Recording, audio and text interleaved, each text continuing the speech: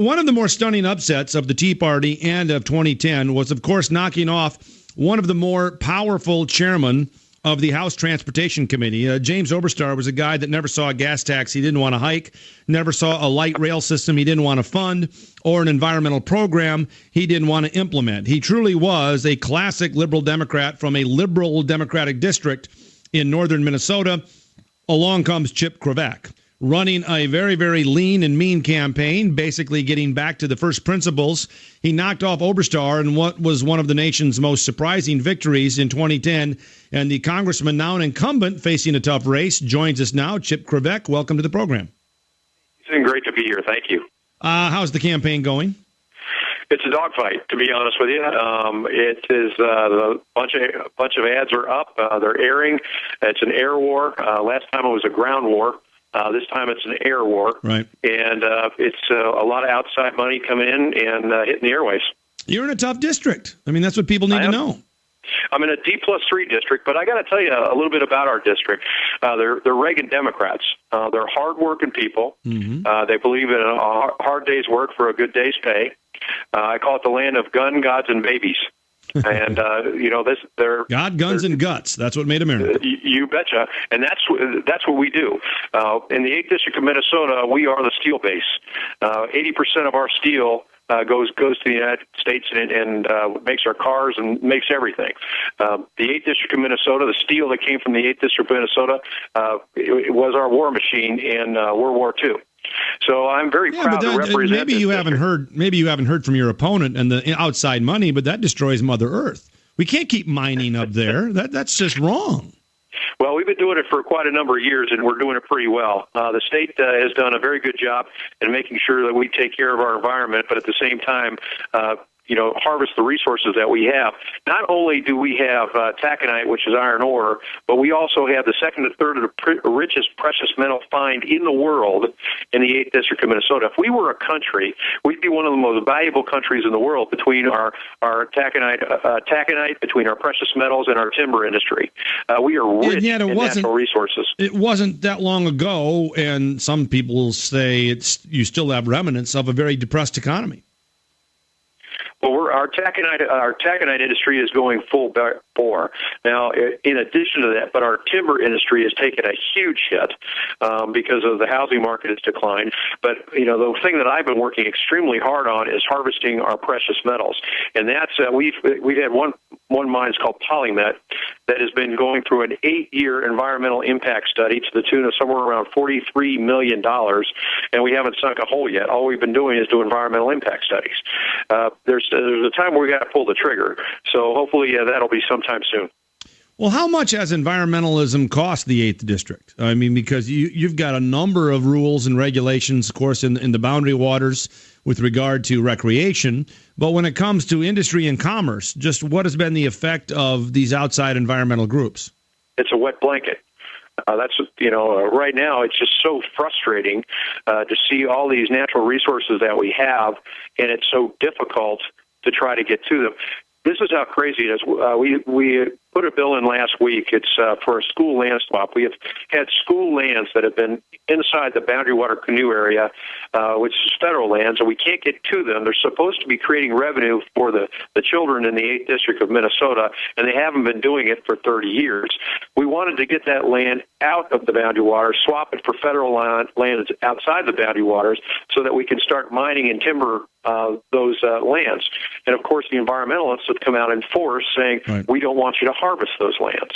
So, again, we have unlimited potential in the 8th District of Minnesota, and unfortunately, we just can't seem to get the government out of the way to do it. Have any of those environmentalists looked west to North Dakota and seen the sort of economy you can have once you allow Americans access to their own resources? Yeah, it's going great guns in North Dakota. What I also tell them to look a little further west in Colorado and see what happens to forests that are not managed. We have whole swaths of forests in Colorado that are just dying, and that's what's going to happen to Minnesota unless we allow our loggers to get in the woods and harvest that that's timber. really a key, an absolutely key point, Congressman Cravaack, because people think, and there was a study in Maine a couple of years back where they took a large swath of acreage, and I don't know how they got their hands on it, but one was actively managed by man, and the other one was left to the devices of Mother Nature. Guess which forest died quicker?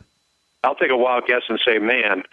And, the reason why, if you think about it for a second, loggers are going to take care of the woods because that's their livelihood. Right. They want a full and rich forest because that's how they make their money. Just like farmers take care of their animals because that is their livelihood. And again, we don't need somebody from Washington, D.C. to come to the northern part of Minnesota and tell us how to do it. We've been doing it for quite a long time, and we don't need them. And when they do, and when this has happened, I don't want to cast too many aspersions here, but we've had some fire problems up north, and a lot of folks who are in the know say a lot of that fire was due to the lack of clearing of brush. We had a tinderbox situation, and when you can't get in there and clear out some of the dead wood, you're actually more apt to go up in smoke. And that's exactly what happened. Because of the blowdown, a lot of trees were tumbled over. They were left there, and it was just a matter of time before we had a lightning strike, and it started smoldering. And how do you get by the environmental nonsense? How do you get by the environmental nonsense? Because they seem to have a stranglehold on thinking for so many Americans, Republican and Democrat, soccer moms, suburban dads. They've got their little Sierra Club calendar out in the garage, and they have no idea what they're funding. Well, and that's just it, too. But we were able to get some pretty good legislation through this year. One was the school land swap. The other was our streamlining bill that we had inserted in natural resources bill that streamlines the process of permitting to 30 months instead of the 8 years like we're seeing at PolyMet right now. So, there's so much duplicity. There's so much bureaucracy that just slows down the process. We could have made an aircraft carrier in the same amount of time. And here we just can't even get a permit to put a hole in the ground. No, so I know there's a lot of issues. We want to do it more environmentally friendly. The precious metals that we want to harvest in the 8th District of Minnesota, they go into everything from our telephones to our weaponry to our computers. We have to have these precious metals. And what I like to remind our environmental friends that like windmills, I say that it takes 1,500 pounds of copper to go in every one of those windmills. So how about we employ Americans to harvest resources within the United States so we're not dependent on anybody else and we're not employing some other person in another country. Let's leave out the windmills and have more cheap copper. I'm all for that. Hold that thought. Chip Cravaack is our guest. We'll come back and talk to you about the Tea Party, the real engine that drove your campaign last time and where it sits now, and not only in your district, but nationwide. More with Congressman Cravaack when we return. Former Navy pilot, Congressman Chip Cravaack is our guest from Minnesota's 8th Congressional District, and it really was a big victory for the Republican congressman when he knocked off. How long was James Oberstar in the halls of Congress, Chip? He was actually, as a representative, he was 36 years, but 12 years prior to that, he was the chief of staff of the previous congressman, a gentleman by the name of Congressman Blatnick. And so he'd actually been on the Hill for 48 years. Been on the Hill for 48 years, lived in D.C., as I recall. Also, therefore, that seat had been in Democratic hands at least 60 years. 63 years. Yeah, the last Republican was voted out of office in 1947. So William Pettinger. Along comes Chip Cravaack, knocks him off in 2010 with the help of the Tea Party. Is that movement still alive out there? The movement is still alive, and, people have a great misnomer about what the Tea Party is. The Tea Party are people that believe in the Constitution of the United States, which I swore to defend against all enemies, foreign and domestic. It's a group of people that believe we need to pay our bills to bring down the national debt. We should not, in my opinion, and I haven't seen one economist that can tell me any different, that if you raise taxes, you are going to cost jobs in this economy, especially in this economy. And a lot of people, they like to compare it to the Clinton administration. I say, really, can you really say that the that the type of economy that we have right now is the same type of economy that was going on during the Clinton administration. The NASDAQ rose at unbelievable. I think it was 500 to 4,500 in a matter of like 5 years because of the tech bubble. And along with that was the housing bubble. Completely different economies. I think it was Bernie Marcus, who's the former CEO of Home Depot. He actually came out and said even a brain-dead economist knows you raise taxes, it's going to cost jobs. So, the Tea Party is alive. It is well. It is working very hard to make sure that we get back to our roots of paying our bills and maintaining the Constitution. Do you think it's alive nationwide? You see a lot of polls. NBC Wall Street Journal poll today had Mitt Romney behind by 5 points. You can't turn on MSNBC without them guffawing on how Romney's campaign is imploding. Where do you see the national race? I personally see Mitt Romney doing very well. I think a lot of people look at the alternative. The alternative couldn't be more diverse. I mean, you see the president and having the largest deficits of any president in the last 4 years. You see a Senate that hasn't passed a budget in over 1,200 days. You see 1 in 2 people being either considered low income or poverty level. The most amount of people ever on unemployment, or not on unemployment, but on food stamps. Mm-hmm. The longest amount of unemployment for the highest amount of period since the Great Depression. I mean, that is the president's record. It's not, the president had a shot. I think it's time to change course. Mitt Romney is somebody that has, and not only Mitt Romney, but Paul Ryan is now on this ticket. And I was very impressed when Governor Romney picked Paul Ryan. And the reason why that is because, the governor could have picked some shiny objects, some people that really had much higher name recognition, or he could have picked someone who helped him with a certain goat, like Rubio. Yeah. But he picked Paul Ryan, who is the guy who has that knows the budget better than anybody else on the Hill. And whether you're Republican or Democrat, you have to admit that. Well, and he was very specific on the budget, so he was a moving target.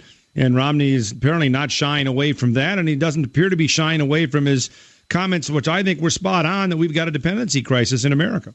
Well, he might have said it a little clumsily. I mean, we've all been there, where you think you're surrounded by, a group of friends. You don't think somebody's got a video camera on you, so you might not weigh your words as carefully as you should. But the thing is, if I was in Obama camp, I would be focusing on not so much what he said and how he said it, and I'd be focusing on that rather than what was actually meant. What was actually meant is 47% of Americans don't have income high enough to qualify to be pay taxes. He also meant that we have to start creating opportunity for these individuals to help lift them up. And it's just disappointing that they're focusing on that instead of focusing on what's important and getting the economy rolling again. But, I mean, if you take a look at all of this is not attributable to a lazy economy. I mean, we have steadily in this country, and this has long been a liberal strategy, trying to hook more and more people onto student loan subsidies, onto corporate bailouts, Detroit, Wall Street, onto Export-Import Bank bailouts, onto Fannie and Freddie Mac guarantees, onto food stamps, onto welfare, call it what you will. We are a nation now that thinks there are certain things we are entitled to, and that is a cultural crisis in America. Well, I mean, look, the government took over all the student loans. Where does that? I mean, they took over a sector of an economy. Now, here's the scary part. 24 to 25% of our spending is government spending per our GDP. Now, in addition to that 25%, 11%, an additional 11% out of the private sector gets sucked into permitting fees, those kind of things as well. So regulatory tax, right? Yeah. Now, in addition to that, you talk about Obamacare. That's 1/6 of the economy. Another 16%. We are already at 52% of the government owning our GDP. Government controlled. And we've got 60% of the American people that get more from a government benefit than they pay in taxes. I mean, I think what Romney was saying, And I didn't think he was that inelegant about it, but I think what he's saying is, look, if you don't have a financial stake in the system, you are headed towards unsustainability. If you think you can perpetually tax somebody else to game the system, sooner or later those people run out. What did Margaret Thatcher say? Pretty soon you run out of other people's money. Precisely. And the thing is, only 50% of Americans that file actually pay taxes. Right. So only 50% pay taxes. And it was 84% during the Reagan administration. Well, even more. The bottom 50%, in essence, I think it's pay 2.7% of the taxes.